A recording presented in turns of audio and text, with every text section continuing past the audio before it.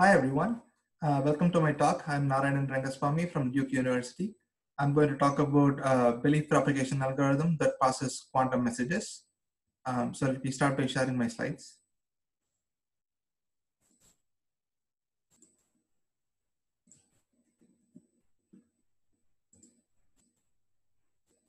Okay, I hope my slides are visible.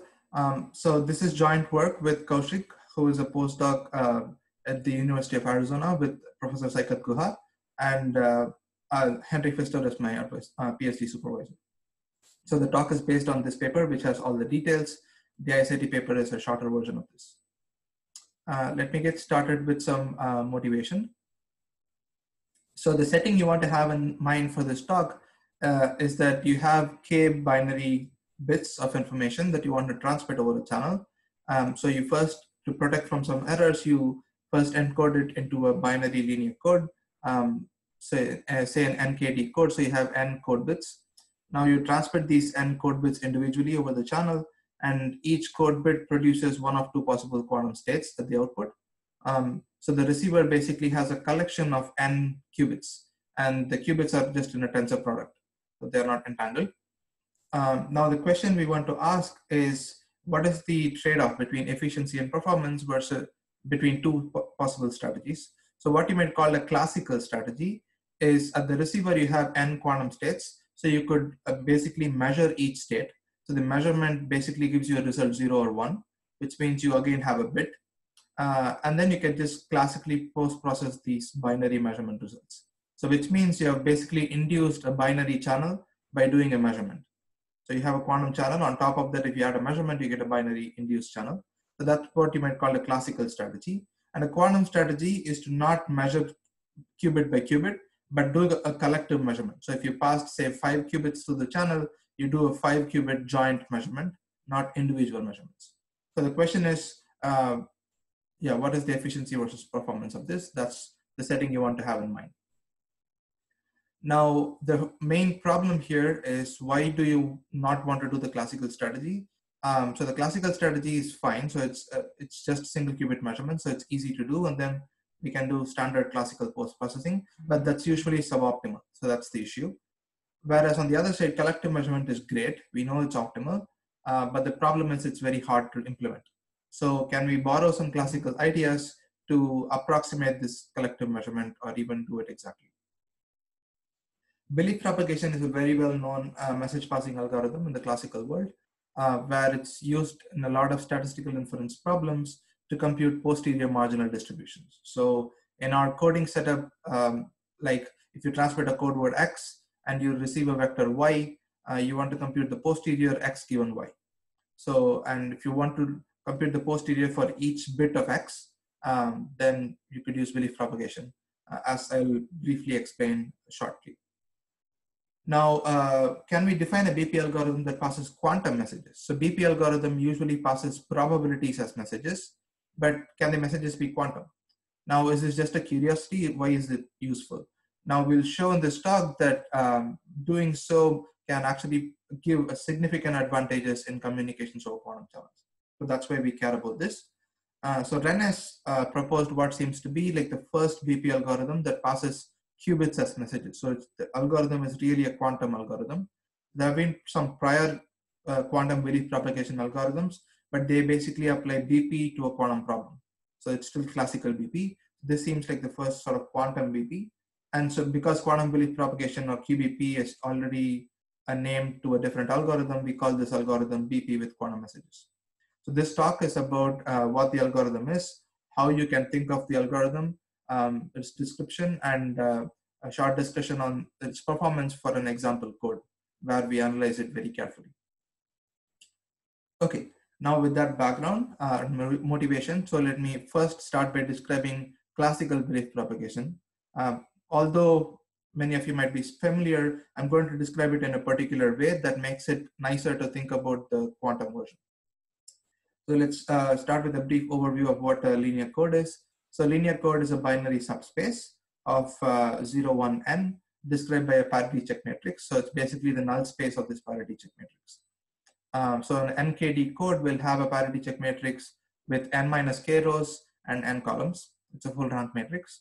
So you encode k message bits to n bits, and the minimum Hamming weight of any code word is d. So which means the code has distance d. So here is a 532 code where the parity check matrix has 2 rows. So 5 minus 3 is 2.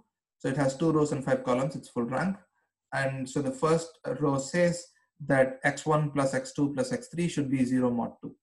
And the second row says x1 plus x4 plus x5 should be 0 mod 2. So those are the two parity checks. And the null space of this matrix is your code. So the code word has there are 8 code words in the code because the code has dimension 3. Now here is a factor graph that represents this parity check matrix. So ignore these W's for the moment. So x1, x2, x3, x4, x5 are your code bits, and C1 and C2 are these two checks. Now what this check or a factor denotes is that all the variables attached to it should sum to 0 mod 2, and similarly here. So it's basically imposing an even parity check on its neighborhood. Now these W's represent channels. So in general, each bit could go through a different channel, but for this talk, we'll assume all these W's are the same. But W is just a notation for the transition probability of the channel, that when you send Xi, you get Yi. So right, so that's linear codes, parity check matrices, and a factor graph. So each factor graph is associated with a particular parity check matrix, and a code has many parity check matrices. This is just one thing that we picked. So what's the optimal thing to do as the receiver if you want to minimize the probability of wrongly decoding the transmitted code word? Now, so you transmit X, let's say a code word, and you receive a vector Y. So here you can think of X as the transmitted code word and receive vector Y. So the Bayesian optimal thing to do would be to compute this posterior P of X, Q, and Y for the whole code word. So for each code word in the code, you compute the probability that that code word was transmitted given what you observed. And it's not hard to derive that that is the same as the product of this times this times this. So without the summations. So that's the posterior for the code word. And you pick the code word which has the largest posterior. So that's called block maximum a posteriori decoding. While you can do this, it is exponentially growing in complexity in K because you have to do this for all 2 to the K code words. Now what bitmap does is it computes the posterior for each bit. So for bit 1, you would marginalize the joint posterior by summing over all other bits. So you have, so this is the posterior for x1 given y. And then when you work out, this is the expression you get. Now, still, if you do this naively, you still have to do like, there are 4 variables here. So that you have to do like 2 to the 4, 16 computations. But what BP does is it identifies that not all these factors are dependent on all the variables. So it groups the sum according to the variables and it uses the distributivity of addition over multiplication. And then once you group this, you can compute this and this independently, and that significantly reduces the number of computations.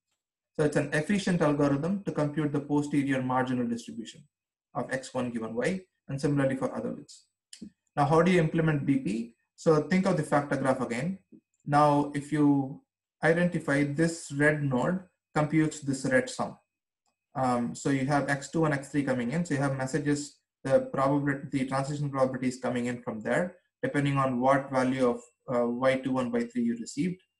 And once you have it locally for a fixed value of x1, you can compute this sum. And similarly here, for C2, you compute this second sum, and these two can be done in parallel. So once you receive messages from the channel, you can do this computation and this computation in parallel. And then at x1, you just multiply these two with the direct observation from the channel, which corresponds to this. So that's how BP would implement this. And it's very efficient, as you can see. Okay, so how do you interpret BP? Now, if you look locally at each node, so we saw that that's the optimal thing to do bitwise. But if you look at locally at each node, so look at a variable node and assume you just have 2 factor nodes, and you can combine all the other bits connected to the factor because you know that they have their sum has to be equal to x because it's an even parity check. So you can collapse everything into one variable. So you basically have 2 independent observations of x through 2 slightly different channels. These channels are sort of pseudo channels that I introduced for this factor. And once you have this, there is a way to combine this channel just using the Bayes rule. So you have X going to YZ. So this is just conditional probability, but you realize that these two are independent. Assuming the factor graph is a tree, these two are independent. And so you just have the product. Now that's like the local channel that gets induced. And you can immediately check that when BP computes, so it's computing this sort of channel. So it's X1 going to this pair and this pair. So that's what we had in the previous slide. So X1 going through this pair and X1 going through this pair. And using that factorization, exactly inference at X1, which is computing probability of X1 given Y, is computing this sum. And this product is exactly matched with the channel definition, with the induced channel definition.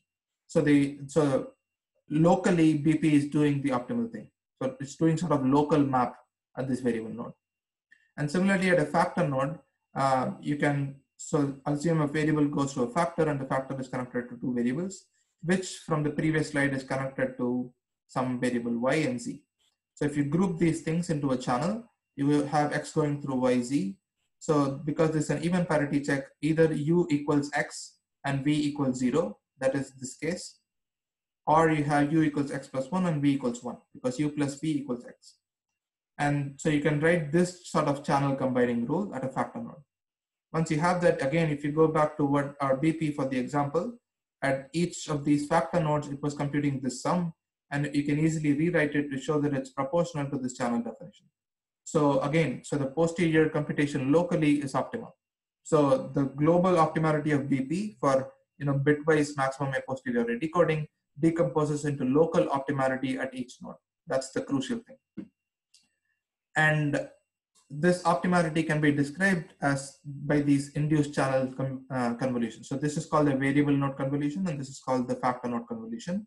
And these definitions are quite well known. And you might also realize that this is exactly sort of the rules that Arikan's polar codes also uses. Now, what Joseph Rennes did is he generalized this classical channel convolution to classical quantum channels. Now, W of X is a quantum state, it's a qubit, the density matrix. W prime of X is another density matrix. So you defined a variable node convolution to be just the tensor product of the two density matrices, and the factor node convolution to be this mixture. So this seems quite intuitive, because if you compare them with the classical things, this seems quite intuitive. And but the question is, okay, so in the classical case, we use these channel convolutions to define BP. And for this classical quantum channels, how do we use these channel convolutions to generalize BP? That's what we are trying to address here. Okay, so that brings me to BPQM, for which I need to introduce the channel model. So the channel model here is, like I mentioned in the first slide, you have a binary bit going in, X, and the output is one of two states. It's either ket plus theta or ket minus theta, depending on the sign of X. So if X is 0, you get theta. If X equals 1, you get minus theta. So the output of the channel is a pure state, and the channel is called a pure state channel. The fidelity of the channel is described by the overlap between the states. Because, for example, if theta is pi over 2, you can see that the overlap is 0, cos pi over 2 is 0, which means you can perfectly distinguish the two states. That would be like a classical sort of channel.